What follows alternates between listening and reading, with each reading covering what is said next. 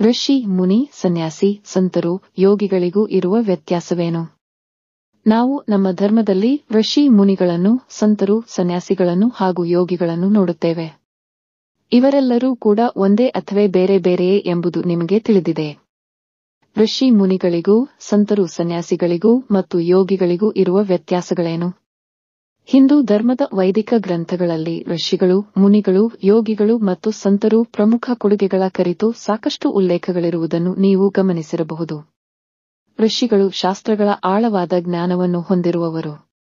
ಋಷಿಗಳು ಆಳವಾದ ಯೋಚನಾ ಶಕ್ತಿಯನ್ನು ಹೊಂದಿರುತ್ತಾರೆ. ಯೋಗಿಗಳು ತಮ್ಮ ಜೀವನವನ್ನು ದೇವರ ಪೂಜೆಯಲ್ಲಿ ಕಳೆಯುತ್ತಾರೆ.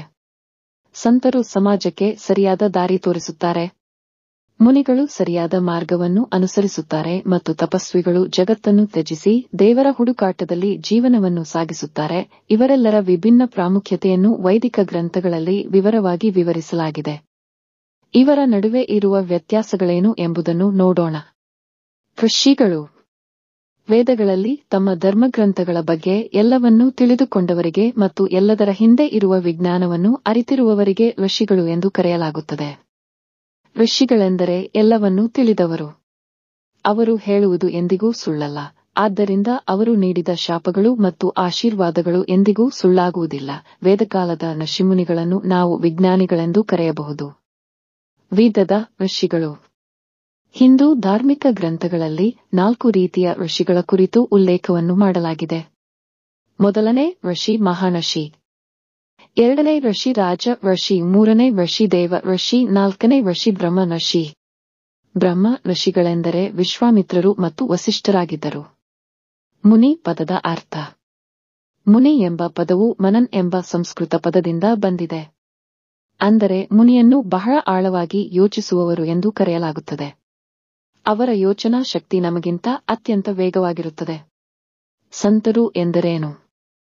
ನಮ್ಮ ಶಾಸ್ತ್ರಗಳಲ್ಲಿ ಒಬ್ಬ ಋಷಿಯನ್ನು ಯಾವಾಗಲೂ ಸರಿಯಾದ ಮಾರ್ಗದಲ್ಲಿ ನಡೆಯುವ ವ್ಯಕ್ತಿ ಎಂದು ವಿವರಿಸಲಾಗಿದೆ.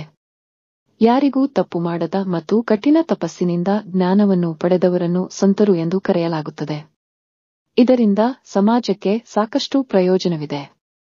ಸರಳವಾಗಿ ಹೇಳುವುದಾದರೆ ಸಮಾಜಕ್ಕೆ ಸರಿಯಾದ ಮಾರ್ಗವನ್ನು ತೋರಿಸುವ ವ್ಯಕ್ತಿಗಳೇ ಈ ಸಂತರು.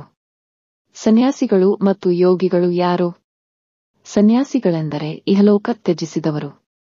ಕೇವಲ ದೇವರನ್ನು ಹುಡುಕುವುದಕ್ಕಾಗಿ ಈ ಪ್ರಪಂಚದ ಎಲ್ಲಾ ಭೌತಿಕ ಸುಖಗಳನ್ನು ತ್ಯಜಿಸಿದವರು. ಯೋಗಿಗಳು ಯಾರು ಎಂಬ ಪ್ರಶ್ನೆ ನಿಮ್ಮ ಮನಸ್ಸಿನಲ್ಲಿದ್ದರೆ ಇದನ್ನು ತಿಳಿದುಕೊಳ್ಳಿ.